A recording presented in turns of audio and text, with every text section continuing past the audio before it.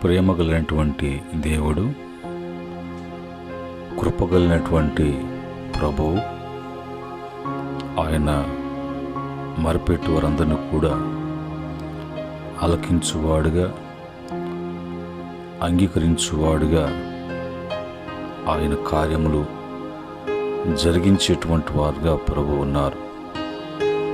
అలాంటి శాశ్వతమైనటువంటి ప్రేమ చూపించేటువంటి దేవునికి కృతజ్ఞతాస్తుతులు చెల్లిస్తూ ఉన్నాను.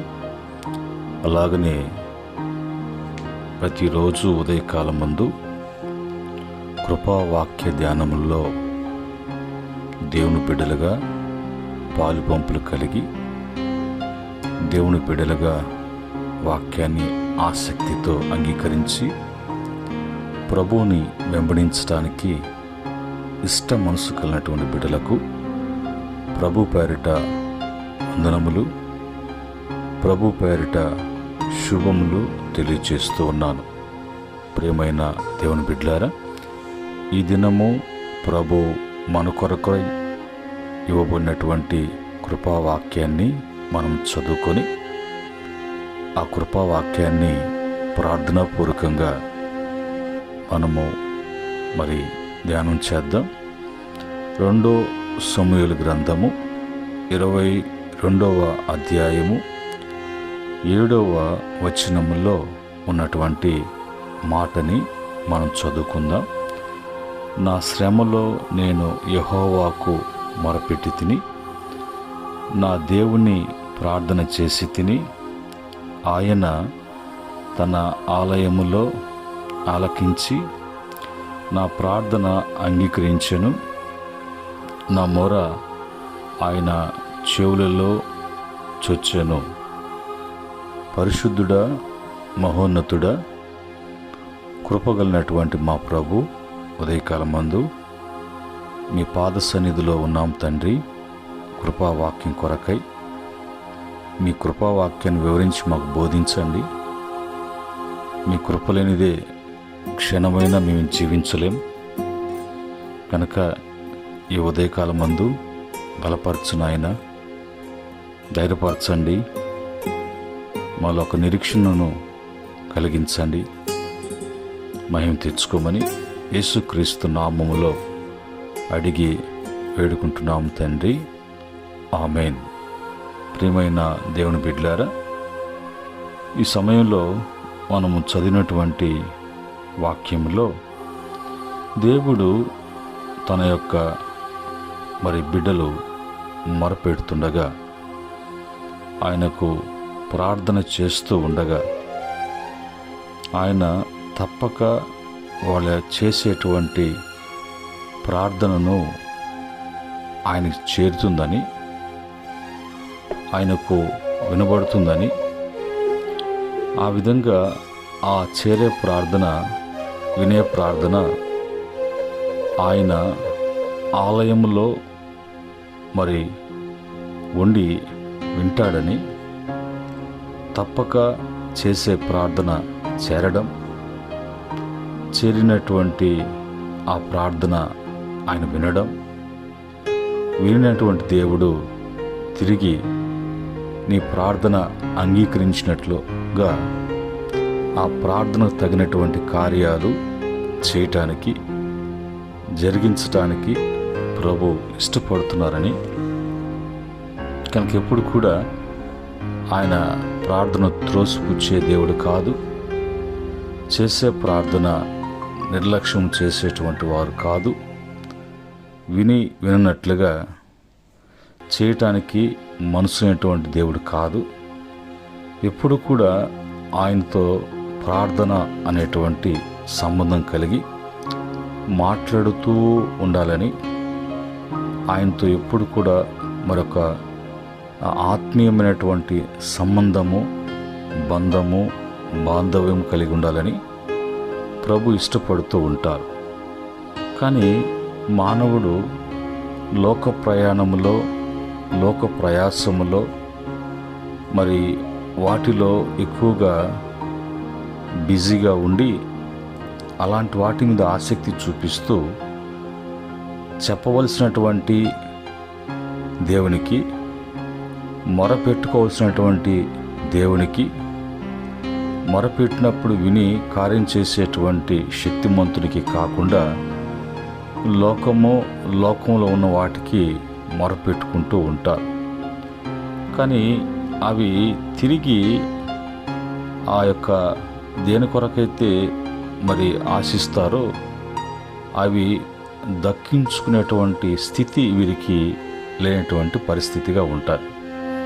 అయితే ఈరోజు అలా కాదు అని ఎప్పుడు కూడా దేవుడు ఆయన యొక్క సన్నిధిలో, ఆయన యొక్క ఆలయంలో ఉండి ఆరాధించబడేటువంటి మన ఆరాధ దైవమైనటువంటి ప్రభు తప్పక ఆయన వినేవాడు, వినిన ప్రార్థన అంగీకరించేవాడు, తిరిగి ఆ యొక్క ప్రార్థన తగినటువంటి సమాధానమైనప్పటికీ ఆ ప్రార్థన తగినటువంటి కార్యం చేయటానికి కానీ సిద్ధ మనసు కలిగినటువంటి దేవుడు మన దేవుడు.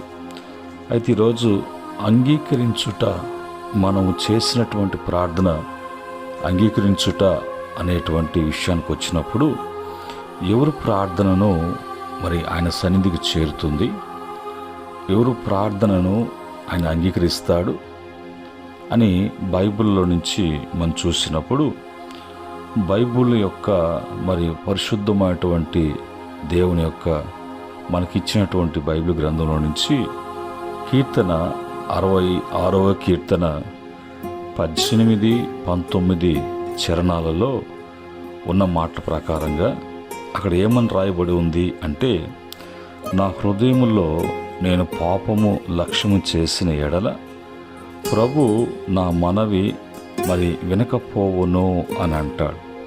అంటే ప్రభు వినకుండా, అంగీకరించకుండా, ఆ ప్రార్థన ఆయన యొక్క సన్నిధికి చేరకుండా ఉండటానికి కారణం ఏంటంటే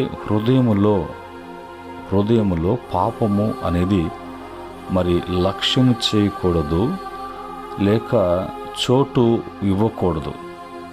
హృదయంలో దేవునికి స్థానం ఇవ్వకుండా ఏదేదో ఆలోచనలకు, ఆశలకు, ఇచ్చలకు వాటికి అవకాశం కల్పిస్తూ అవి నీలోకి చోటు చేసుకొని అవి ఉండటానికి నువ్వు ఎంతగా అవకాశం ఇస్తున్నావో, అలా ఉంచుకోవటానికి ఎలాగ ఇష్టపడుతున్నావో అదంతా కూడా చివరికి ఒక పాపం చేసేటువంటి వాడుగా, ఒక పాపములో నువ్వు ఉండి ఆ పాపం నీ మీద ఏలుబడి చేసే విధముగా నువ్వు మారుతావు. అలాగా ఆ స్థితిలోకి వెళ్ళిన తర్వాత మరి నీ ప్రార్థన ఆయన పరిశుద్ధమైనటువంటి ఆలయంలో మరి నిత్య నివాసిగా ఉన్నటువంటి ప్రభువు యొక్క చెవులకు ఎలాగా మరి వినపడుతుంది, ఎలాగా చూచును అనేది ఆలోచన చేసినప్పుడు మనం అప్పుడప్పుడు ప్రార్థనకి సమాధానం రావట్లేదు, మా ప్రార్థన కార్యం జరగట్లేదు అని అంటే నీ హృదయములో చోటు ఎవరికి ఉన్నది అనేది పరీక్షించుకుంటే ఆ ఉన్నటువంటి చోటు దేవునిక లేదంటే లోకానిక అనేది పరీక్షించుకొని అది సరిచేసినప్పుడు మరి ప్రభు నీ ప్రార్థన అక్కడికి వెళ్తుంది, ఆయన వింటాడు, అది అంగీకరిస్తాడు. తర్వాత అంటాడు, అదే తర్వాత కంటిన్యూషన్లో, నిత్యంగా దేవుడు నా మనవి అంగీకరించి ఉన్నాడు, ఆయన నా విజ్ఞాపన ఆలకించి ఉన్నాడు. కారణం ఏంటంటే నా యొక్క హృదయంలో నేను పాపానికి మరి చోటు ఇవ్వలేదు కనుక నా హృదయంలో చోటు అనేది ఎవరికంటే నా హృదయంలో ఆయనకి సింహాసనం వేసి ఆ సింహాసనం మీద ఆసీనుగా ఉండటానికి నేను ఎప్పుడు కూడా కోరుకుంటాను కనుక ఆయన మరి అంగీకరిస్తాడు, వాటిని ఆలకిస్తాడు, ఆయన తగినటువంటి సమయంలో కార్యము జరిగిస్తాడు అన్నట్లుగా భక్తుని యొక్క ఉద్దేశాన్ని, అతని యొక్క అనుభవాన్ని మనకు తెలియజేస్తున్నాడు. రెండో మాటకు వచ్చినప్పుడు సామెతల గ్రంథము 15వ అధ్యాయము 29వ మరి వచనంలో ఉన్నటువంటి మాట, భక్తిహీనులకు యెహోవా దూరస్తుడు, నీతిమంతుల ప్రార్థన ఆయన అంగీకరించును. రెండవదిగా ఆయన మరి ఎవరు ప్రార్థన అంగీకరిస్తాడు అంటే నీతిమంతులు తప్పులు చేయటానికి, నీతి మాలినటువంటి పనులు చేయటానికి కానీ, మరి వాళ్ళ యొక్క జీవితాలలో పొరపాట్లు చేయటానికి వారు ఇష్టపడ్డారు. కాబట్టి లోకానికి వాళ్ళు వ్యతిరేకులు, లోకానికి దూరస్తులు. కానీ భక్తిహీనులు అలా కాదు, వాళ్ళు దేవునికి దూరస్తులు, లోకానికి వాళ్ళు సమీపంగా ఉన్నటువంటి వారు, లోకంలో ఉన్నటువంటి వారుగా ఉన్నారు. కనుకనే దేవుడు వారికి ఎప్పుడు కూడా దూరస్తుడే, సమీపస్తుడు కాదు. అయితే తన బిడ్డలైనటువంటి నీతిమంతులు ఉన్నారే, నీతిమంతులు ఆయనకి ఇష్టలుగా, ఆయనకి ఇష్టమైనటువంటి కార్యాలే, ఆయనకి ఇష్టమైన తలంపులే, ఆయనకి ఇష్టమైనటువంటి మాటలే వాళ్ళు మాట్లాడతారు. కాబట్టి ఆయన ఎప్పుడు కూడా వాళ్ళు యొక్క మాట్లాడుతున్నప్పుడు వారి మాటలు చెవు యొగ్గి వింటాడు అని బైబిల్లో రాయబడి ఉంది. కనుక ఈరోజు దీన్ని బట్టి కూడా మనం దూరస్తులమా సమీపస్తులమా, మనలో దేవుని నీతిని ధరించుకున్నటువంటి వారంగా, నీతితో ప్రార్థన చేసేటువంటి వారంగా ఉన్నామా? నీతిమంతుల ప్రార్థన గురించి యాకోబు భక్తుడు అంటాడు, ఆ యొక్క ప్రార్థన బలమైనటువంటి ప్రార్థన. కనుక నీతిమంతులు ప్రార్థన చేసినప్పుడు ఆయన వింటాడు, అంగీకరిస్తాడు, వెంటనే కార్యాన్ని తలపెడతాడు.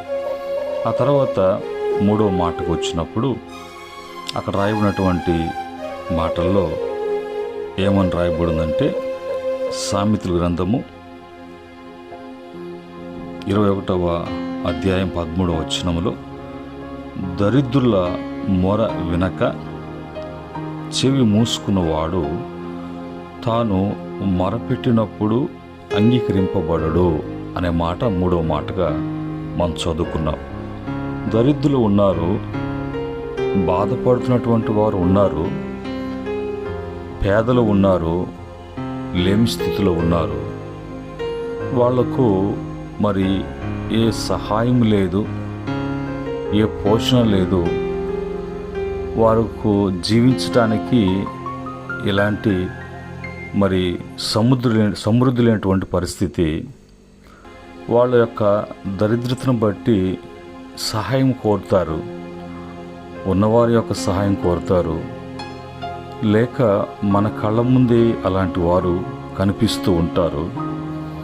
అలాంటప్పుడు వారి పరిస్థితిని చూసైనా వాళ్ళు నోరు తెరిచి ఆకలికి ఉండలేక పరిస్థితులంతా కూడా వారిని చుట్టుముట్టి అణిచివేస్తూ ఉన్నప్పుడు, నిన్ను దేవుడు ఉంచినటువంటి ఉన్నతమైన స్థితి, నీకున్నటువంటి సమృద్ధిని బట్టి ఒకవేళ అయ్యా అన్నప్పుడు ఏదో విధంగా నోరు తెరిచి ఆ కడుపు కట్టుకోలేక వారి కడుపుడు కాల్చుకుంటూ సతమతమైపోతూ ఆ ఆందోళనలో, ఆ బాధలలో ఒకవేళ మునికి మొరపెడితే వాళ్ళ వైపు చూడకుండా, వారిని పట్టించుకోకుండా, మరి చెవులు మూసుకున్నట్లుగా, చెవులకి వినపడినట్లుగా నిర్లక్ష్యం ఉన్నప్పుడు, నీవు మొరపెట్టినప్పుడు అది ప్రభు అంగీకరించాడు. ఈ విషయాన్ని ధనవంతుడు లాజరు దగ్గరికి వెళ్ళినప్పుడు, ఆ లాజరు పేదవాడు, ఒళ్ళంతా కురుపులు, కట్టుకునేదానికి బట్ట లేదు, ఉండటానికి నివాసం లేదు.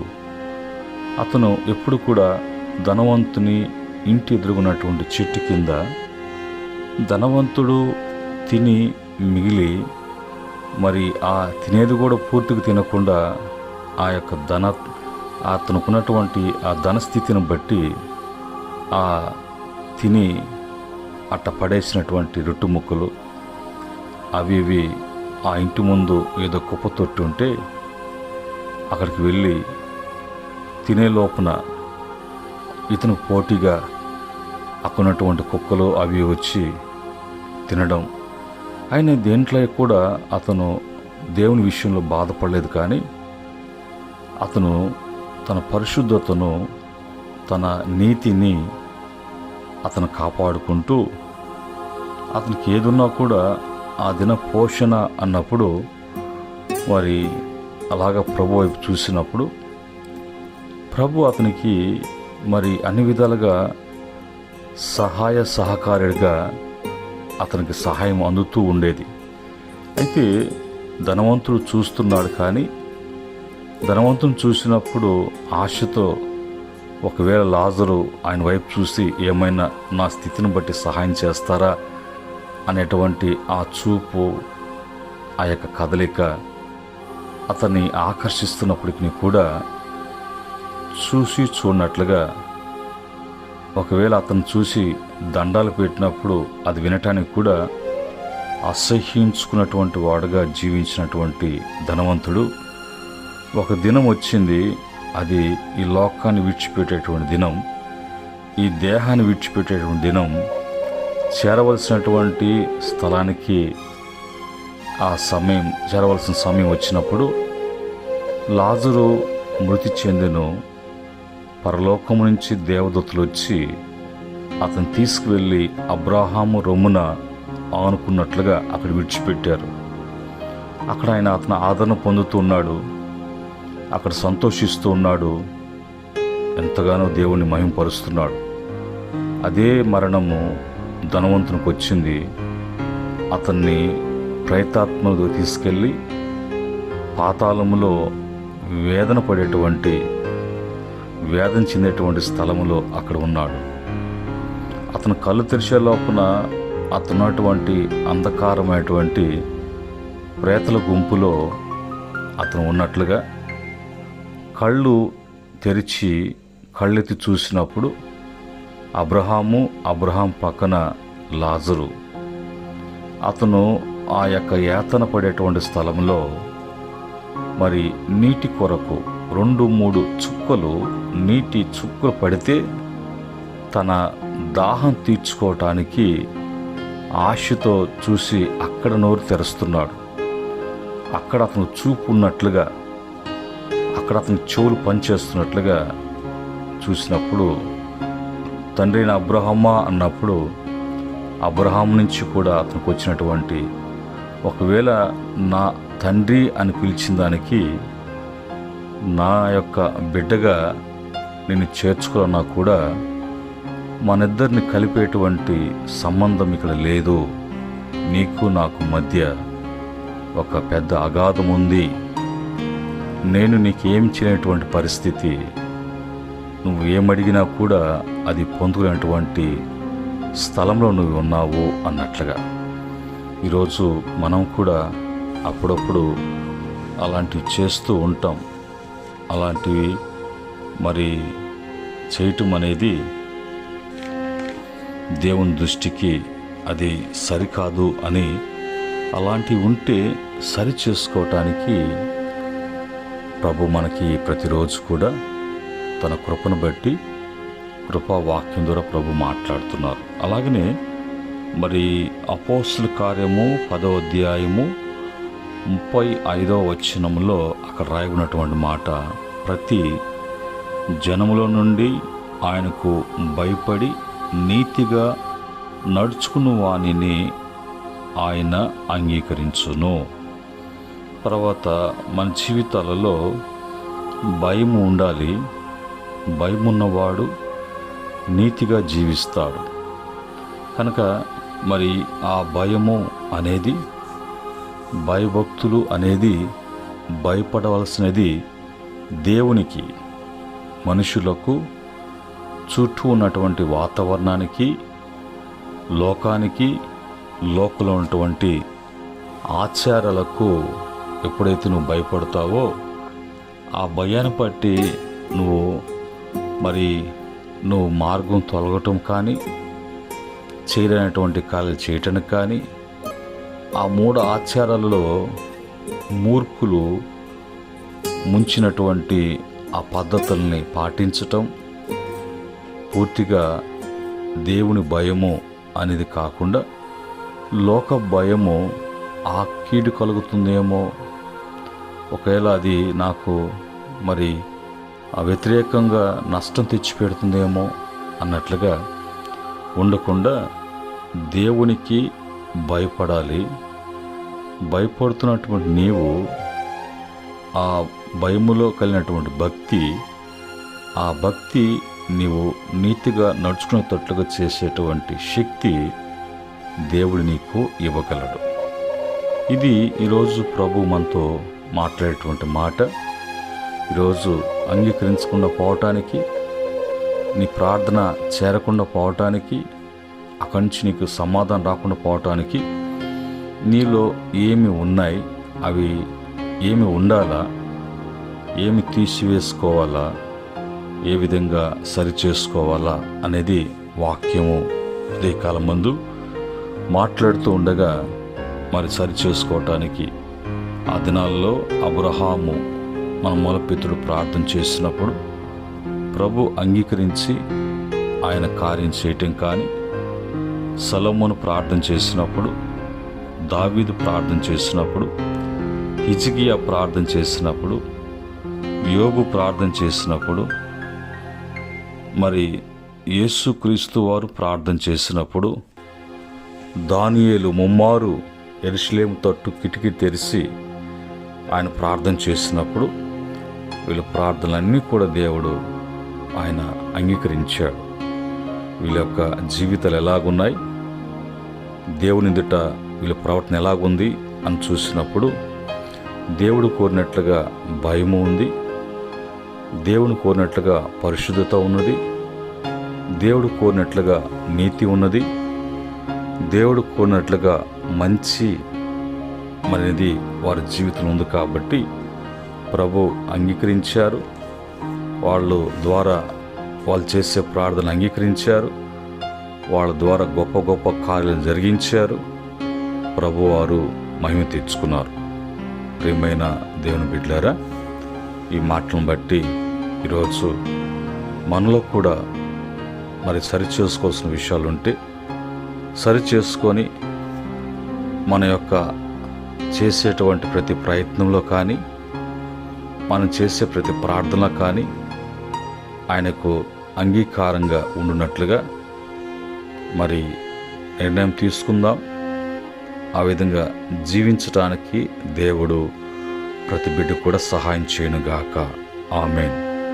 పరిశుద్ధుడా, మహోన్నతుడా, సర్వోన్నతుడా, సర్వశక్తిమంతుడా, సర్వాంతర్యామి, సకలము చేయగలిగినటువంటి ప్రభు, నాకు అసాధ్యం అంటూ ఏది కూడా లేదు అని చెప్పినటువంటి తండ్రి, ఈ ఉదయకాలం మందు మీ యొక్క కృపా వాక్యాన్ని బట్టి బిడ్డలతో మీరు మాట్లాడారు కనుక ఈరోజు ఏది లోపము లోటు సరిచేసుకోవటానికి, సరిదిద్దుకోవటానికి మీరు బలపరచును ఆయన.